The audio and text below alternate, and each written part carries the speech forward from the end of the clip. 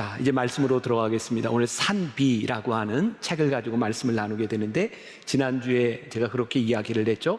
여러분들이 읽어봄직한 책이다. 그래서 산비뿐만 아니라 지난주에 영광의 전능자의 그늘, 그리고 다음 주에 하용조 목사님의 나는 선교에 목숨을 걸었다, 이런 이야기로 말씀을 나누게 됩니다. 이 산비라고 하는 이 제목이 저에게는 굉장히 인상적이었어요. 지난주에도 이야기를 했지만 Mountain Rains, 산에서부터 비가 주룩주룩 내리는데 그게 마치 가슴에 비가 내리는 것 같은 슬픔, 애잔함, 이런 것들이 저에게 느껴졌던 그런 책이기도 합니다. 이 제임스 오프레이저 목사님은 중국과 미얀마 이 경계 지대에 있는 리스족을 위해 이렇게 선교했던 분인데, 그 지역이 1만 피트가 넘는 지역입니다. 그러니까 3,000m가 넘는 지역에서 사역을 하게 되었고, 그 3,000m가 넘는 그 산간 그 지역에는 늘 이렇게 비가 추적추적 내리고 있었던 것 같아요. 오늘의 이 이야기는 성공적인 선교사의 이야기가 아닙니다. 그의 사역에 흘렸던 눈물에 대한 이야기예요. 제가 2년 전 짙은 구름 더 깊은 긍휼이라고 하는 시리즈로 변화산 새벽교회들을 인도한 적이 있습니다. 다 잊어버리셨죠? 네, 그때 제가 한 시인의 시를 읽어준 적이 있어요. 박순희 시인의 시인데, 사람들은 날이 밝으면 동산 위로 해가 솟았다고 말한다. 한낮이 되어 그림자가 짧아지면 해가 머리 위에 와 있다고 말한다. 저녁 놀마저 사위고 숲이 어둠에 잠기기 시작하면 해가 넘어갔다고 말한다. 해는 하루 종일 그 자리에 있었는데 사람들은 해가 하루 종일 움직였다고 말한다. 저에게는 이런 느낌이었어요. 하나님은 늘 우리 곁에 계시는데 우리의 상황, 우리의 형편에 따라 하나님이 계시는 것처럼 느껴지기도 하고 안 계시는 것처럼 느껴지기도 하고, 그래서 우리들의 인생에 디프레스에 빠질 때도 있고 우울증에 빠질 때도 있고 그런 순간들을 지나가는 것 같아요. 오늘 제임스 오프레이저 이 선교사님의 이야기는 특별히 그의 영적인 침체기를 지날 때 하나님께 기도하고 영적 사투를 벌였던 어떤 그런 이야기가 될 것 같아요. 제가 이 책을 읽을 때 이 책이 저에게 굉장히 감정이입이 많이 됐어요. 왜냐하면 이 책을 읽을 때가 제가 몸이 많이 아플 때였거든요. 그때 제가 이런 생각을 했어요. 내가 만나기에 걸림돌이 되는 거 아니야? 그때는 성도들이 저를 많이 걱정을 했고, 내가 여기 있어야 되는 자리에 있는 거야? 내가 혹시 만나교회의 사역에 방해가 되는 것은 아니야? 그런 생각을 하면서 제가 이 책을 보았기 때문에 저에게 훨씬 더 많은 감정이입이 되었던 것 같아요. 오늘 본문 말씀 사도 바울, 이 책에 나오는 그런 말씀은 아니었지만 이 사도 바울이 이런 느낌이 아니었을까. 디모데 후서는 사도 바울이 로마의 감옥에서 죽기 전, 순교하기 전에 썼던 그의 인생의 마지막에 썼던 편지입니다. 그런데 오늘 본문 말씀 16절에 보니까 내가 처음 변명할 때에 나와 함께한 자가 하나도 없고 다 나를 버렸으나, 최선을 다해 인생을 살았는데 사도 바울 주변에 사람들이 남아있지 않은 거예요. 슬프고 어려운 가운데 17절에서 이렇게 고백해요. 주께서 내 곁에 서서 나에게 힘을 주심은 나로 말미암아 선포된 말씀이 온전히 전파되어, 주께서 내 곁에 서서 나에게 힘을 주심은, 그 외로움 가운데서 주님을 붙드는 이야기. 그리고 18절에 가서 보면 그의 신앙 고백이 나오고 있어요. 주께서 나를 모든 악한 일에서 건져내시고 또 그의 천국에 들어가도록 구원하시리니 그에게 영광이 세세무궁토록 있을지어다. 아멘. 슬픔의 감정 가운데서 자기 스스로를 격려하고 그리고 신앙을 고백하는 그 이야기. 저에게는 이 산비라고 하는 책이 그렇게 그려졌고 제 인생에서도 그렇게 느껴졌던 책이기도 합니다. 우리의 인생에 가장 복된 것이 무엇일까?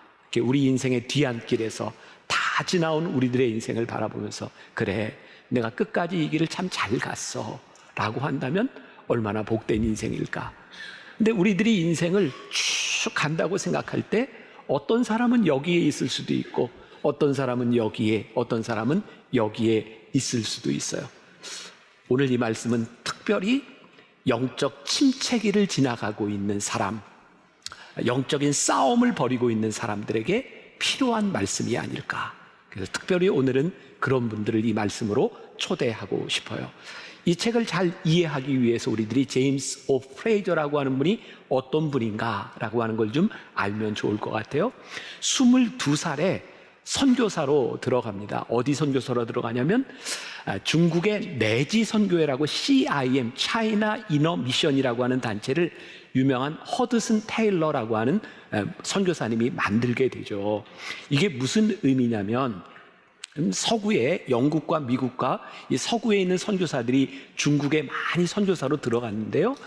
대부분의 선교사들은 이렇게 해안을 끼고 있는 도시에 있었습니다. 상해를 중심으로 해안에 있는 항구 도시. 왜일까요? 거기에는 접근성이 좀 쉽고 그리고 모든 것이 좀 풍부한 서구 문물도 들어올 수 있는 그런 곳이었어요. 근데 그때까지 허드슨 테일러가 내지 선교회를 만들기 전까지 중국 내지 속으로 들어가는 선교사들은 없었습니다. 왜? 그것은 살만한 곳이 아니었기 때문에요. 이 제임스 오 프레이저가 그 내지 선교사로 들어갔을 때 그가 리스족이라고 하는 족을 위해서 선교를 결심하게 되었을 때 그는 영국의 임페리얼 대학이라고 하는 유명한 대학의 기계공학도였고 그는 그 당시에 빼어난 피아노 연주자로서 이름을 날리고 있던 사람이었습니다. 바로 이 첫 번째 그가 이 결심을 하게 된 내용을 잠깐 들어볼게요. 사람은 가끔 한쪽까지는 쳐내야 하는데 그것은 다른 쪽까지를 더 잘 자라게 하기 위해서이다. 그러나 가끔 나는 한 세기쯤 전에 있던 프랑스 국립음악회의 그 황금 같은 음악 세계에 빠지는 꿈을 꾼다. 나는 베토벤이나 모차르트, 그 외의 다른 위대한 음악가의 창작물에 내 영혼을 담그고 오페라 음악을 들으며 루빈스타인과 사라사테와 파가니니와 다른 위대한 음악가의 세계 속에 사는 꿈을 꾼다. 꿈에서 깨어나면 그것이 꿈이어서 다행이라고 생각하지만 나의 자연적인 성향은 그만 그 방향으로 나가버린다. 제가 이 이야기를 여러분들에게 소개해드리는 이유는 제임스 오 프레이저가 얼마나 음악을 좋아했고 저도 사실 파가니니 또 사라사테 음악 좀 너무 좋아하거든요. 근데 이 사람은 즉 자기가 연주할 수 있는 사람이었고 음악으로도 전도가 있는 그런 사람이었어요. 근데 그의 꿈을 접어야 됐던 그 상황들, 어쩌면 그의 삶의 결단과 포기가 있었던 순간들, 오늘 첫 번째 여러분들에게 주는 도전입니다. 우리들의 삶의 결단과 포기, 그게 우리들에게 분명히 있는가? 여러분들의 인생에 중요한 순간들이 있었을 거예요. 결혼을 결심하게 되었던, 아니면 여러분들이 예수를 믿게 되었던, 여러분들이 어떤 사역을 해야 되겠다고 결심했던 그 순간들 가운데 여러분들은 명확하게 내가 선택한 것과 포기한 것이 있는가? 제가 이렇게 한 문장으로 정리를 해봤어요. 저는 참 정리를 잘했다고 생각을 했는데 토요 예배 때와 9시 50분 예배 때 전혀 반응이 없어서 제가 좀 마음이 많이 힘들었어요. 포기하지 않는 선택은 존재하지 않고 선택하지 않는 포기도 없다. 네, 그냥 이런 반응이었어요. 이런 반응. 포기하지 않는 선택이 있을까? 선택하지 않은 포기가 있을까? 우리가 무언가를 선택했다고 하는 것은 무언가를 포기했다는 이야기예요. 여러분들에게 포기한 것이 있다면 분명히 여러분들이 붙잡은 것이 있다는 이야기예요. 프레이저는 그의 책에서 이것을 가지치기라고 이렇게 이야기를 했어요. 오늘 설교 원고를 제가 묵상팀에 넘겨줬더니 한 분이 이런 표현을 했더라고요. 사진을 하나 보여줘 보세요. 저게 뭐 하는 걸까요? 전지하는, 가지치기를 하는 거죠. 이렇게 썼습니다. 가지치기는 영어로 프루닝이라고 말한다. 필요에 의한 가지치기는 병든 나무를 살리기 위해 어쩔 수 없이 하는 것이다. 그러나 결단에 의한 가지치기는 다르다. 그것은 단순히 나무를 유지하는 것이 아니라 더 크고 강한 나무로 성장하게 하겠다는 의지의 선택이다. 우리들의 삶에 어쩔 수 없는 가지치기의 순간들이 있어요. 불가항력적인 일들. 근데 그런 가지치기를 통해서 우리들의 생존에 갈 수 있어요. 그런데 오늘 여기에서 이야기하는 가지치기는 어쩔 수 없는 가지치기, 생존에 의한 가지치기가 아니라 결단에 의한 가지치기. 우리들이 결단하고 가지치기를 할 때 우리를 더 강하게, 우리를 더 하나님께서 쓰실 수 있도록 만드는 그 가지치기. 오늘 이 책에 나오는 그 리스족, 이 제임스 오 프레이저가 선교했던 그 리스족은 어떤 곳이었는가? 그것은 선교사가 들어가기 참 힘든 곳이었어요.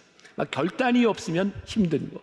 제가 사실 이런 말씀을 드리기가 조금 염려되는 것은 어떤 선교사님들을 제가 폄하하거나 폄훼하려고 하는 의도가 아니라, 사실 우리 교단에서도 수년 전에 필리핀으로 선교사를 가겠다 하면 더 이상 교단이 파송을 금지했던 적이 있어요. 필리핀엔 너무 많은 선교사들이 있어서. 그리고 단일 나라로서 이 중국과의 관계가 이렇게 나빠지고 추방하기 전까지 제일 많은 선교사가 들어가 있던 곳이 중국이었어요. 왜? 그곳에 가면 살만한 거예요. 힘들기는 하지만 또 필리핀에 가면 영어도 배우고 자녀 교육도 시킬 수 있고, 제가 이게 말하는 게 굉장히 조심스러워요. 모든 분이 그렇다는 게 아니에요. 그런 이유로 선교사님들이 많이 들어갈 수 있는 곳이 있지만, 제임스 오 프레이저는 CIM, 차이나 이너 미션이라고 하는 저 내지 속으로 들어가서 1만 피트가 넘는 그곳 산을 오가면서 그가 선교를 했는데, 그 지역이 어떤 지역이냐면 그냥 사람들이 갈 수 없는 굉장히 그 험한 강이 흐르는 협곡을 두고 그곳을 건너가려면 류소라고 하는 그런 줄을 넘지 않으면 갈 수 없는 곳이었던 거예요.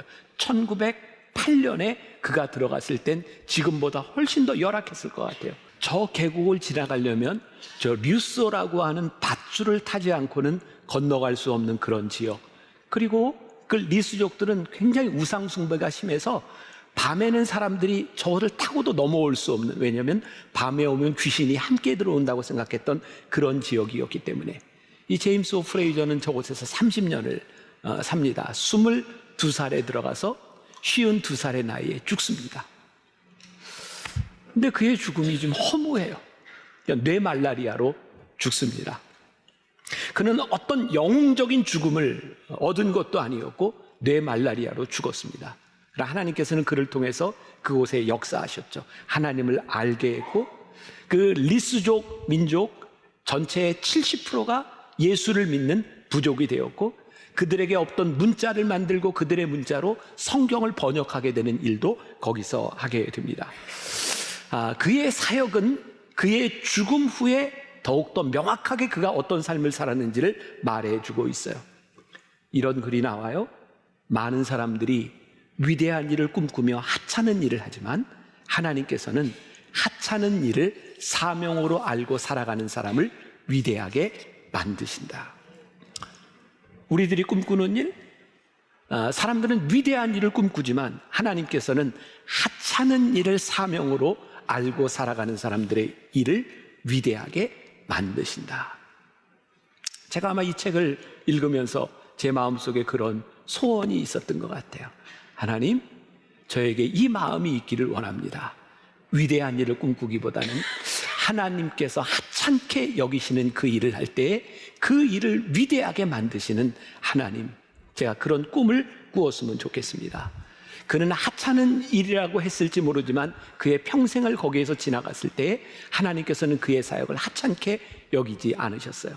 1938년 그가 죽고 난 이후에, 그럼 중국에는 굉장히 유명한 문화혁명이라고 하는 사건이 있죠. 1966년부터 76년까지 10년 동안 중국은 모든 문화와 종교를 말살하는 그런 정책을 쓰죠.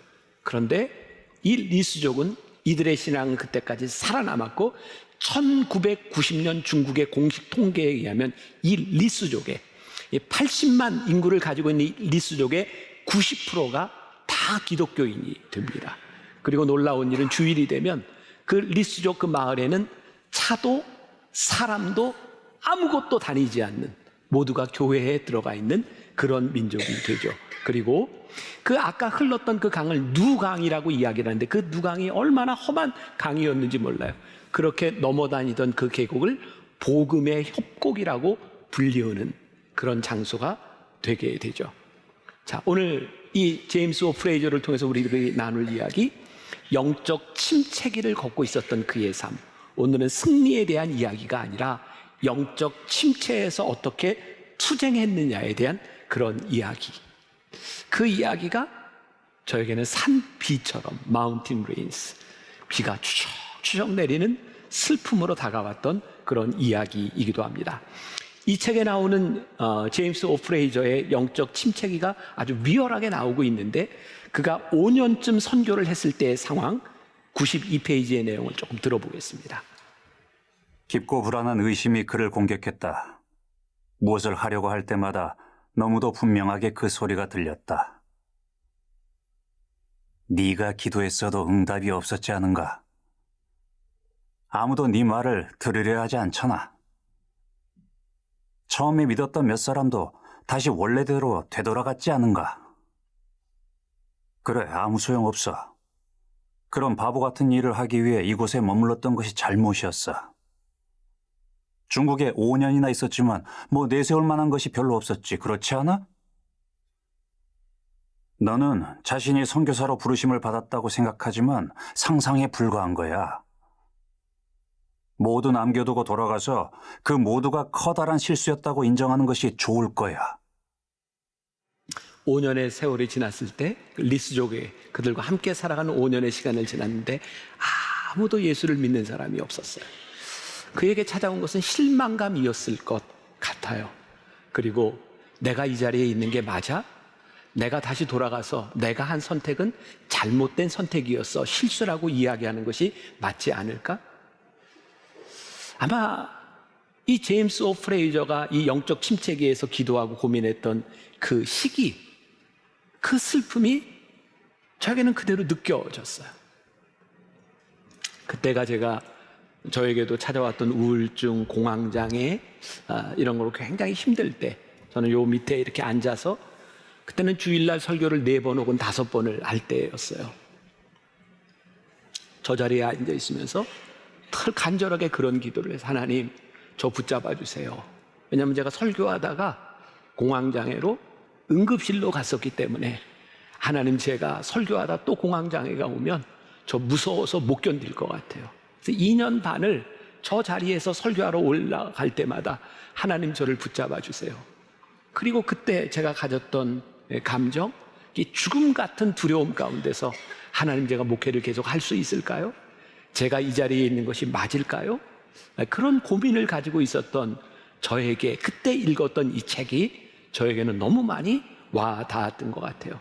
그리고 제가 깨닫게 된 게 있어요. 우리들에게 찾아오는 영적 침체기는 어쩌면 내 소원, 내 열망, 그것과 맞지 않을 때 우리들에게 찾아오는 것이 아닐까.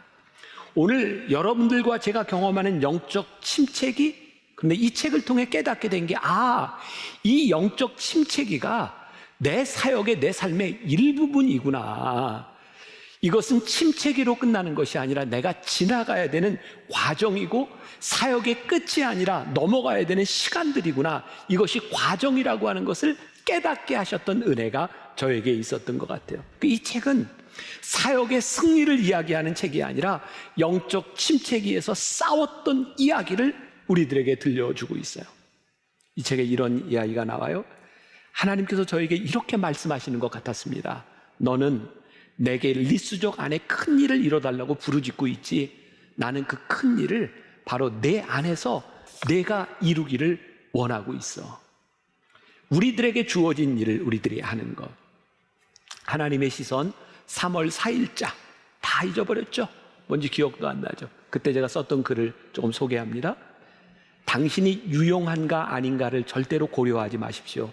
다만 당신은 자신의 것이 아니라 주님의 것임을 언제나 잊지 마십시오. 우리가 유용성에 초점을 둘 때 하나님을 섬기는데 허비되는 시간을 참지 못합니다. 하지만 하나님께서 우리를 택하셨다는 사실을 생각해 보십시오. 하나님은 우리가 유용한 존재이기 때문이 아니라 우리를 사랑하기 때문에 선택하셨습니다. 프레이저의 고백이죠. 하나님께서 저에게 이렇게 말씀하시는 것 같았습니다. 너는 내게 리스족 안에 큰 일을 이뤄달라고 부르짖고 있지. 나는 그 큰 일을 바로 내 안에서 내가 이루기를 원하고 있어. 영적 침체기를 지나가는 그 순간에도 하나님이 우리를 택하셔서 이 시간을 지나가게 하시고 있다는 사실. 제가 가끔 그런 고백을 하잖아요. 제 삶의 가장 큰 축복, 제 삶의 가장 힘든 시간을 지나갔을 때 저에게 가장 큰 은혜였다고. 아마 그 시간이 없었더라면 저는 참 나쁜 목사가 돼 있을 것 같다고.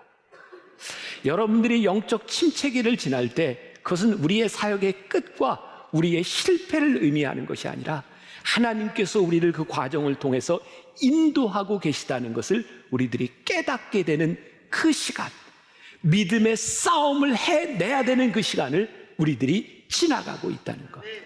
그리고 이 책을 통해서 제가 이런 생각을 하게 돼서, 아, 그렇구나, 믿음에는 수고가 필요한 것이구나. 제임스 오프레이저가 이 중국 내지 선교사로 불림을 받고 그곳에 갔을 때 그는 어떤 마음이었을까요? 그에게는 열망이 있었을 거예요. 뜨거움이 있었을 거예요. 하나님의 은혜가 있었을 거예요. 그가 구원받은 은혜로 가득 차 있지만 그 구원받은 은혜를 그의 것으로 만들기 위해서는 그에게 수고와 일이 필요했던 거예요. 우리의 신앙이 그렇더라고요. 하나님의 은혜가 내 안에서 수고와 만날 때 그 일이 하나님 앞에서 이루어지는 일. 우리가 보는 선교사, 위대한 선교사, 그 위대한 선교사들의 이야기는 그들이 일어났던 결과가 중요한 것이 아니라 그들이 그 결과를 만들어내기까지 어떤 수고를 냈는가, 그들의 수고가 우리들에게 보이기 시작할 때 여러분들이 영적 침체기를 지나가며 여러분들의 사역과 여러분들의 인생에서 하는 수도가 얼마나 당연한 일인지를 우리가 깨닫게 되는 것 같아요. 1916년 1월 16일 프레이저의 일기의 내용입니다. 들어보겠습니다. 아침 예배에 한 사람도 오지 않았다. 여리고 성벽은 믿음으로 무너졌다. 그러나 성벽의 믿음 때문은 아니었다. 히브리서에 있는 모든 믿음의 예들 중 이것이 나의 경우에 가장 가깝다.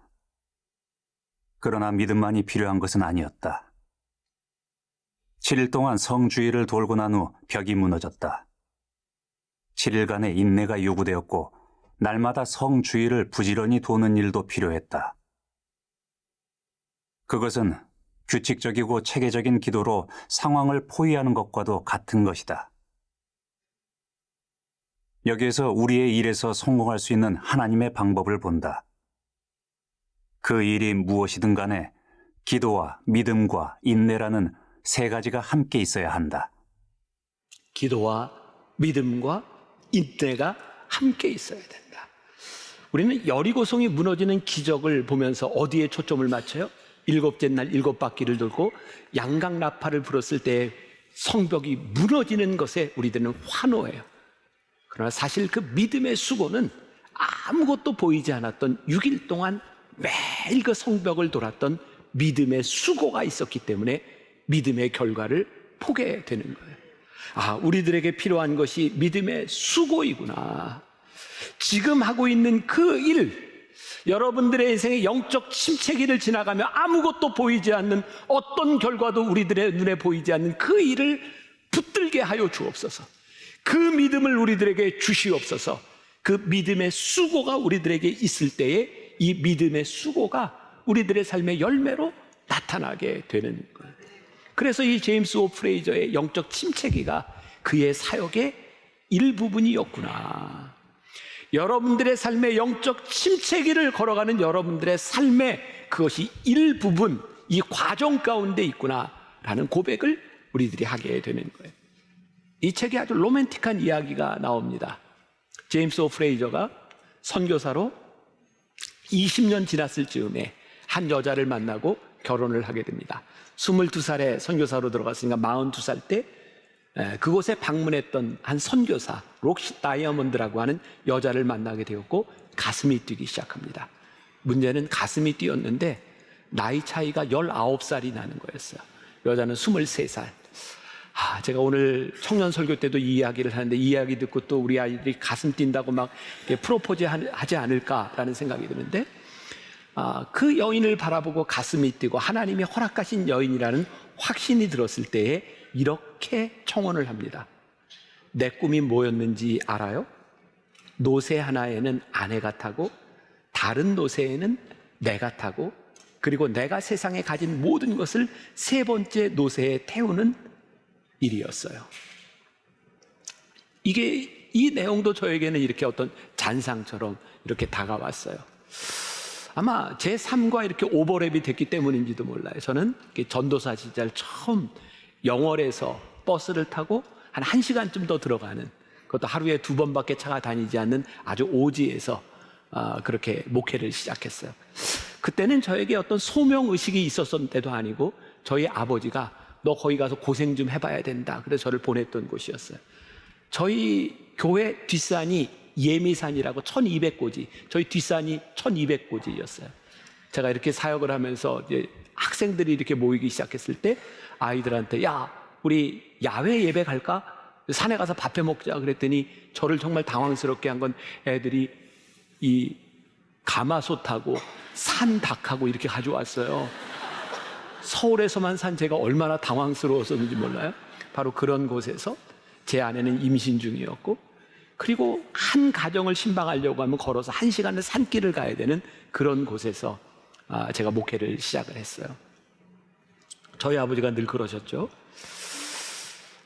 목회자는 모래바닥에 코를 쳐박고 죽어도 교인들에게 돈 없다는 얘기하는 거 아니다, 그러면서 하나도 도와주시지 않았던 저희 아버지. 그때 저에게는 늘 목회자로서 지켜야 될 품위, 우리가 지켜야 될 것, 그 가난함 가운데서 지켜내야 되는 것이었고, 또한 오늘날 우리들의 문제는 이 풍요함 가운데서 우리들이 어떻게 이 사역자로서의 모습을, 하나님이 쓰시는 사람으로서의 모습을 지켜내야 되는가라는 그런 고민을 하게 되죠.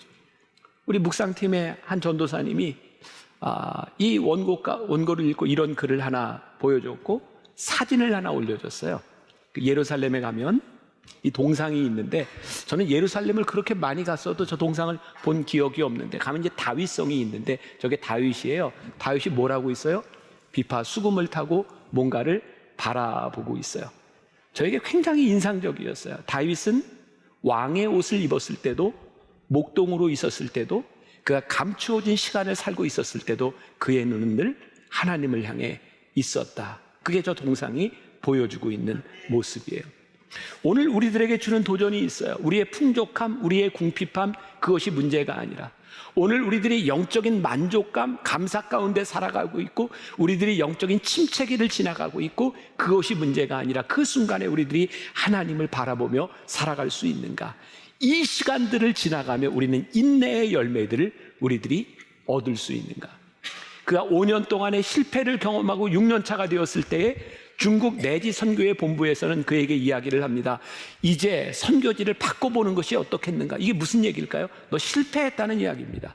그리고 그 마지막 그 사역지를 바꿔야 되는 그 순간 마지막 선교 여행을 하며 들렸던 마을에서 있었던 이야기를 적어놓고 있어요. 제가 읽어드립니다. 짐을 싣고 떠나려고 하는 순간 기독교인이 되고 싶어하는 가족이 있다며 동료가 뛰어온다. 그들에게 복음을 전한다. 준비된 가족은 귀신을 섬기던 신주단을 불사르고 기도를 부탁한다. 2, 3일을 더 머무는 동안 7가정 이상이 하나님의 백성으로 받아달라고 찾아왔다. 그동안 뿌려놓았던 미랄이 싹이 트고 곡식을 맺어 열매의 결실로 다가온 것이다. 마지막 여행에 4개 마을 15가정이 우상을 불태우고 다시금 하나님께로 돌아왔다. 3개월여 동안 100여 킬로 정도의 지역에서 129가정 600명이 주님께 돌아오게 된다. 선교지를 바꿔야 되지 않겠냐고 하는 마지막 여행지에서 일어났던 일이에요. 제가 이런 표현을 써봤습니다. 임계점에 이르렀구나. 사실 크리티컬 포인트라고 하는 임계점은 수학 용어죠. 근데 저는 수포자라 수학하고는 별로 안 친해요. 근데 임계점이라고 하는 말은 수학에서만 쓰이는 것이 아니라 우리들의 삶의 임계점이라는 말을 하잖아요. 물을 끓일 때 98도, 99도에서도 끓지 않던 물이 100도가 되면 끓어오릅니다. 임계점에 이르게 되는 거예요. 제가 이 책을 보면서 그 영적인 투쟁과 그의 인생의 그 침체기를 지나가면서 이 임계점에 이르렀을 때 그가 견뎌냈던 시간들을 통하여 하나님이 역사하시는 그 크리티컬 포인트, 임계점에 이르게 되고 있는 것을 보고, 그렇구나. 우리들의 인생에 인내의 열매가 있구나. 오늘 여러분들에게 도전하고 싶은 거예요. 여러분들의 삶의 임계점에 다다를 수 있도록, 우리의 믿음의 수고가 임계점에 다다를 수 있도록 그 시간들을 살아내고 가보자는 거예요. 아멘. 허드슨 테일러가 이렇게 말을 합니다. 작은 일은 작은 일일 뿐입니다. 그러나 작은 일에 충성하는 것은 위대한 일입니다. 하나님이 우리를 부르시는 것, 작은 일, 그것은 작은 일이지만 우리들이 그 작은 일에 충성할 때 하나님이 우리를 위대하게 만드십니다. 저는 그게 임계점이라는 생각이 들어요. 제가 이 책을 읽을 때 제가 육체적으로도 많이 힘든 순간이었지만 또 우리 청년들과 함께 그 영성훈련을 인도하고 있던 그 시간들이었어요. 한 청년이 저에게 이렇게 얘기를 하더라고요. 목사님, 언제 집에 가세요? 그러니까 우리 청년들이 생각할 땐 제가 영성훈련을 인도할 때 처음부터 끝까지 함께 하는데 그 아이들이 생각할 땐 바쁜 목사님이 언제 가나 이런 생각을 했던 것 같아요. 내가 책을 읽으면서 그런 얘기를 했어요.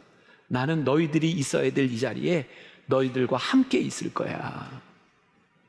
저에게 어떤 생각이 들었냐면 아무리 누가 하찮은 곳이라고 여길지라도 그것이 필요한 곳이라면 하나님, 내가 이곳에 머물 수 있는 그런 사람이 되게 하여 주옵소서.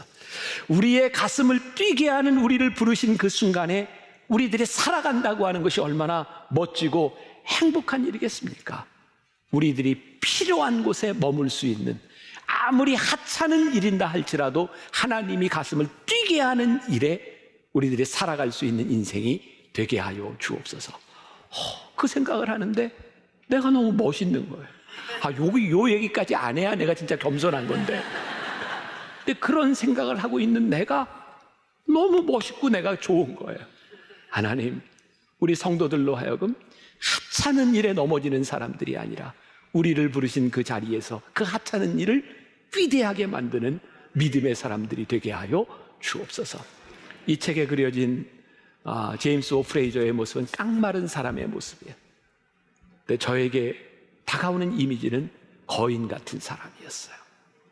영적 침체기에서 그 자리를 지켰던, 하나님 앞에 끝까지 믿음의 수고를 살았던 그 사람. 오늘 저와 여러분들이 하나님 앞에서 영적 거인이 될 수 있기를 간절히 소원합니다.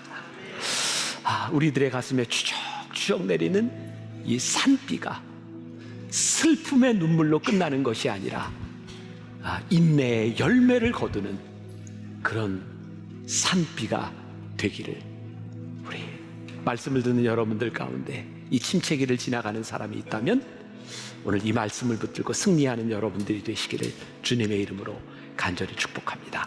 우리 소원, 오늘 말씀하고 너무 잘 맞는 찬양입니다. 우리 소원 찬양하면서 같이 기도하면 좋겠습니다.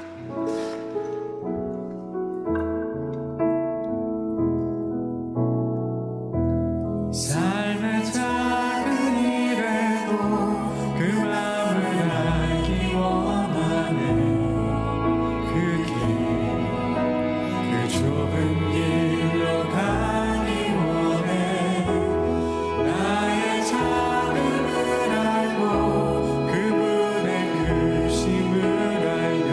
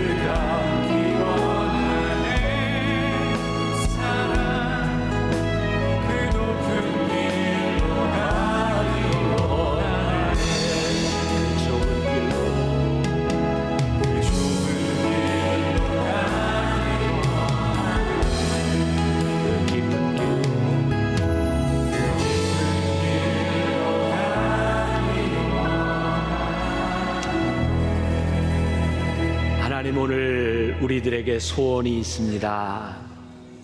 삶의 작은 일에도 아무리 하찮게 보이는 일일지라도 우리들이 최선을 다하며 하나님의 일을 할 때 그 일을 위대하게 만드시는 하나님을 경험하는 꿈과 소원이 우리들에게 있습니다.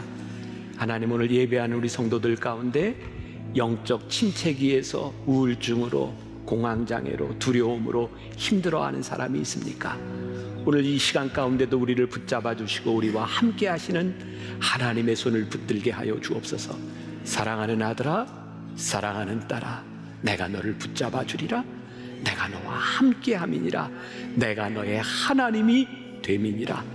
여전히 그 자리에서 우리를 지키시는 하나님 붙들게 하여 주옵시고, 우리 믿음의 수고가 있음을 깨달아 아는 사람들, 그 수고와 인내의 열매가 있는 것을 믿는 사람들, 이 시간들을 잘 견디고 이겨내는 하나님의 사람들이 되게 하여 주옵소서.